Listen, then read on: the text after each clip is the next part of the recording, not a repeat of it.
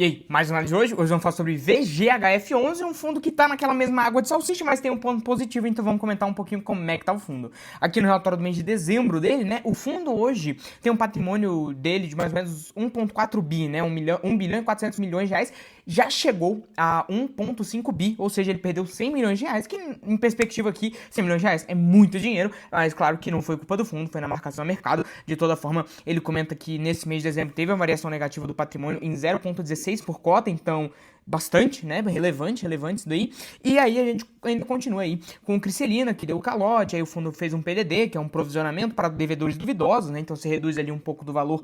O ativo representava mais ou menos 2%, agora com o PDD representa só 1%, ele já aceitou essa perda de capital, mas assim, mesmo assim continua inadimplente, né, então vamos ver como é que termina a situação. E aí teve o CRI, Gaicurus, né, quem não lembra do Gaicurus no outro vídeo que eu já comentei aqui no canal, vou deixar ele aqui no card, que representa 1% dos ativos, e aí ele deixou de existir, porque aí o fundo executou a garantia, que era 2 terrenos, era participação indireta em 2 terrenos em São Paulo, e aí a gestora ficou ali negociando por muito tempo. No último vídeo que eu lancei há 3 meses atrás, ainda estava em negociação, e agora, finalmente, eles conseguiram vender essa participação deles em 2 terrenos, né? Então, como é que foi feita a venda, né? Ela teve um valor 44% maior do que o saldo devedor, ou seja, se ele tinha emprestado 100 reais, agora ele conseguiu vender já explico o porquê das aspas aqui, mas ele conseguiu vender por 144 reais, ou seja, ele ganhou 44 reais aí de toda forma, né? Só que o pagamento ele vai ser pago 45% em dinheiro, então que bom, bota dinheiro no caixa, e 55% a maior parte em permuta, né? Permuta nada mais é do que você vende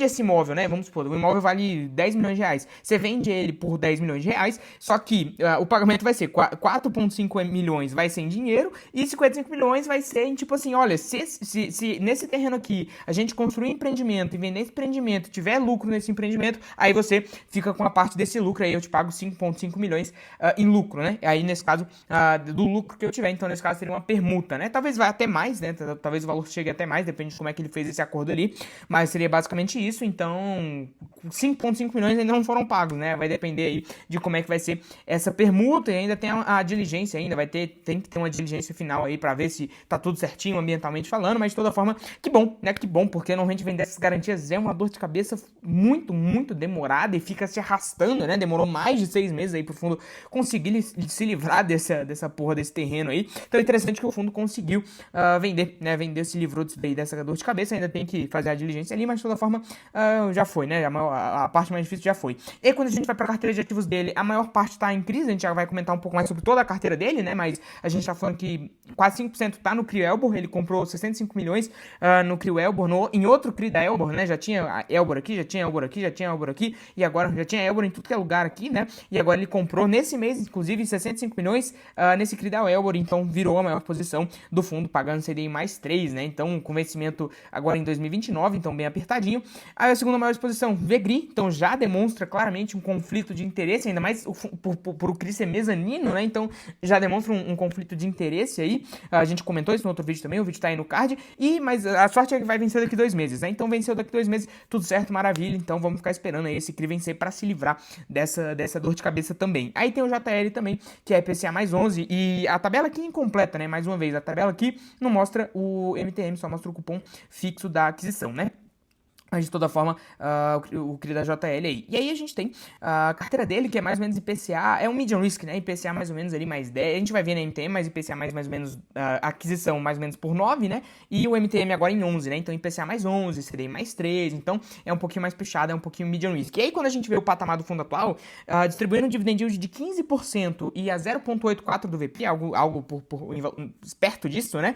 Muita gente pode achar que é uma oportunidade. Pô, 15% ao ano no VGHF, fundão grande, né, de 1,5, 1,4 bi, deixa eu comprar o fundo. Só que eu, pessoalmente, hoje, eu prefiro perder 1% de yield e pegar outros fundos ali que estão negociando, que estão pagando um yield parecido, né? KNHF, por exemplo, se você quiser um hedge fund, então pagando aí quase 14% ao ano, você perde 1% de yield só e você se livra do problema que é a gestão da Valora, né? Então, assim, tem outros fundos parecidos também, pagando perto disso, VCJR também, se for uma carteira mais de CRI, já que a maior parte do fundo hoje está em CRIs, né? O KNHF Hedge Fund, que nem o VGHF aqui, e o VCJR, por exemplo, é um medium risk ali de CRIs, né? Então, pagando mais do que esse valor na realidade, né? Então, tem fundos ali que eu preferiria do que o VGHF, né? Mas de toda forma aí, nos patamares atuais tá um pouquinho mais interessante, mas por ser da Valora, eu pessoalmente, na minha lista, eu já descarto, né? Então, assim, aí quando a gente vai pra carteira dele, hoje 50% tá em crise, né? E 42% mais ou menos está em fundos de fundos, né? Então a carteira dele é basicamente metade em CRI, metade em fundo de fundos, né? E aí quando a gente vai para os fundos dele, a gente de novo, mais uma vez, encontra um conflito de interesse, né? Porque tem o VEGRI, justamente também aqui, né? Então aqui tem o VEGRI e aqui tem o VEGRI mais uma vez. Então tanto quanto em CRI, quanto também em fundos, é a top 1, top 2 posições dele ali. Então não tem como não falar que é um conflito de interesse. A gente vê aqui embaixo também 2% em outro fundo da Valora, em outro fundo da Valora mais uma vez, em outro fundo da Valora mais uma vez. E, assim, se você pegar outras gestoras, por exemplo, como o RBFF, da Rio Bravo, que eu vou deixar o vídeo aqui no card também, eles fazem isso. Muito da carteira do fundo tá em fundos da própria gestora, porque se a gestora sabe que tá fazendo um bom trabalho e ela tem expertise no que ela tá fazendo, claramente o fundo dela vai ser uma boa opção. Só que, cara, no VGHF, na Valora, eu não gosto da Valora e tem motivos por conta pra isso, né? Não é algo que eu tirei do dia pra noite, acordei pensando que ela me traiu e agora eu tô nessa. Não, realmente tem motivos pra eu não gostar da Valora. E a Rio Bravo, por exemplo, eu gosto. Então, se uma gestora que você gosta tá fazendo alguma coisa, você confia naquela gestora, naquelas pessoas, você deixa passar. Agora, quando uma gestora, uma pessoa que você não confia, que você não gosta, tá fazendo alguma coisa que não parece muito legal, você também já levanta a sobrancelha, né? Então, interessante comentar sobre isso. Aí, 42% aí dele da carteira de fundos. E aí tem mais uns 5%, 6% aí em cotas de SPE, né? Que é basicamente essa questão de permutas aí. A gente já vai explicar um pouquinho mais como é que funciona, mas é basicamente participar dos lucros e ganhos da construção, desenvolvimento e incorporação de imóveis, tanto residenciais quanto casas, né? Loteamentos, enfim. Mas a gente já comenta um pouco mais sobre isso. Mas aqui, no caso, a maior parte é incorporador, ou seja, residencial, apartamento, né? E aí, quando a gente vai para a carteira dele, hoje, pagando metade da carteira de CRI é IPCA e metade da carteira de CRI é CDI, pagando CDI mais 3,5, então bem puxadinho, né? Bem puxadinho. A gente já dá pra ver que é um medium risk aí. E também IPCA mais 10%, né? Quase 11%. Então também puxadinho, já dá pra ver que é um medium risk ali. Com a perninha no high yield, mais um medium risk ali, principalmente, né? E a cota comunidade que tá agora, de mais ou menos uns 16%, seria o equivalente a ganhar IPCA mais 12,5% e CDI mais 4%. Então, interessante, né? Interessante. É bem... pra quem gosta do fundo, e aí eu não sei o porquê que você faz isso com você mesmo, no sadomasoquismo, não sei o que é, mas pra quem gosta do fundo, realmente, cara, tá num preço interessante. Agora, de toda forma, tem outras coisas melhores no atual cenário do mercado, né? Eu, pessoalmente, não gosto nem um pouco do fundo, e aí quando a gente fala de resultado acumulado para destruir, não tem nada, rapou tudo, né? Rapou até o talo, e aí quando a gente fala aqui assim como eu comentei em outros vídeos, né? A alocação por indexador do CRI, depois você vai ver lá, a alocação por segmento dos CRIs, então dá pra ver também o perfilzinho um pouquinho mais arriscado nele, né? Residencial, pulverizado, hotel, então dá pra ver claramente que ele é medium risk, não tem como falar que o fundo tá pagando 15%, mas não, os ativos são de ótima qualidade, como por exemplo a do KNHF, né? Ele é um pouquinho mais tranquilo e paga quase parecido, né? Tá o mesmo tanto descontado, então assim, eu iria no KNHF sem dúvida, sem pensar duas vezes, né? Porque é mais tranquilo, é mais seguro, a gestão é melhor, tá pagando quase a mesma coisa, então pra que você vai pegar o VZHF, né? E aí quando a gente vai a carteira de fundos dele também, desenvolvimento residencial, recebíveis, quando a gente vai pra lá, carteira de renda também, recebíveis em renda urbana, então já dá pra ver que ele é mais arriscadinho, né? Ele é um meio risco aí, então não é dos ativos mais seguros e mais tranquilos e mais sem dor de cabeça, né? Quando a gente fala das movimentações, é justamente essa movimentação aí de 65 milhões no CRI da Elbor, né? Em um dos CRIs da Elbor, então virou a maior posição aí do mês pro outro, né? Praticamente não existia e agora tá sendo a maior posição. E aí quando a gente vai analisar essas posições, eu vou até pegar um pouco aqui com vocês, né? Quando a gente vai falar da carteira de CRIs dele, não tem muito o que falar, né? Eu vou falar só da Elbor que ele comprou agora, que é o seguinte, esse Elbor aqui, que é o 79E1S, né? Ele é para um empreendimento em Mogi das Cruzes, é para uma incorporação de um residencial, né, de um prédio residencial de mais ou menos 100 milhões de reais, tá? Esse vai ser o valor estimado ali, 100 milhões de reais, que vai ser em Mogi das Cruzes, vai ser o Elbor Alegria Pateu alguma coisa, Pateu Mogilgra, né, porque tá em Mogi das Cruzes, então, Mogilgra, né, então, assim, bem interessante, né, bem interessante porque, qual que é o influencer que você vê sabendo exatamente pra onde que tá indo o dinheiro dos CRIs do fundo, né? Ninguém fala disso. É o que tá na thumb, inclusive, né? É o Patel aí, o Patel Alegria aí, lá em Mogi das Cruzes, enfim, que é onde é a sede também da Elbora, né? Então, assim, é interessante comentar sobre isso com vocês, porque a gente tem que entender pra onde que tá indo esse dinheiro, pra entender qual que é o risco desse dinheiro voltar ou não, né? Então, é uma incorporação, é algo mais difícil, só que é a Elbor, né? Então, você já dá um desconto também. A Mogi das Cruzes, que é onde ela é a sede dela, né? Então, dá pra ver que ali ela tem expertise, enfim.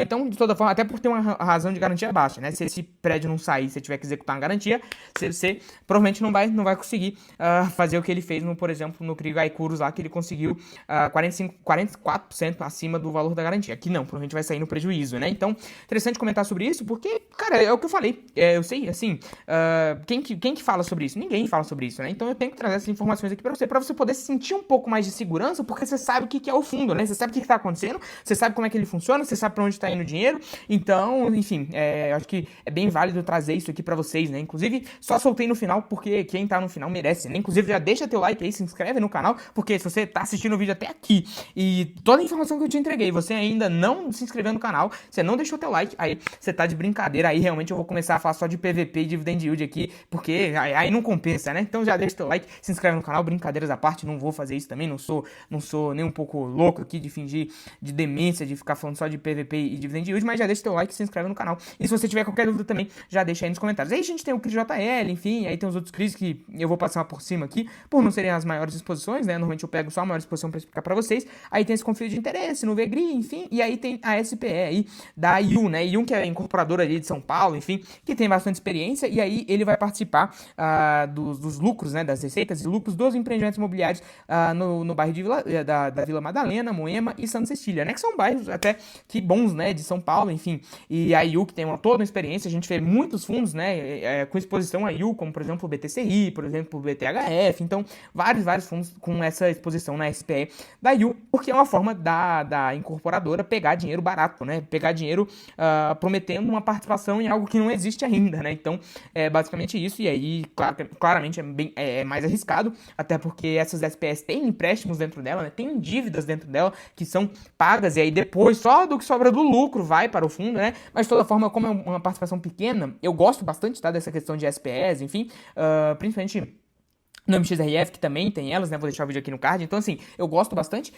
Só que é um pouco mais arriscado, claro, né? Não dá pra brincar de Play-Doh aqui, achar que o mundo é um céu de brigadeiro, que, enfim, que a vida é um parquinho, mas eu gosto, e até por ser uma exposição pequena, é bem interessante. E o fundo já é medium risk mesmo, então já tá ali dentro do perfil de risco dele.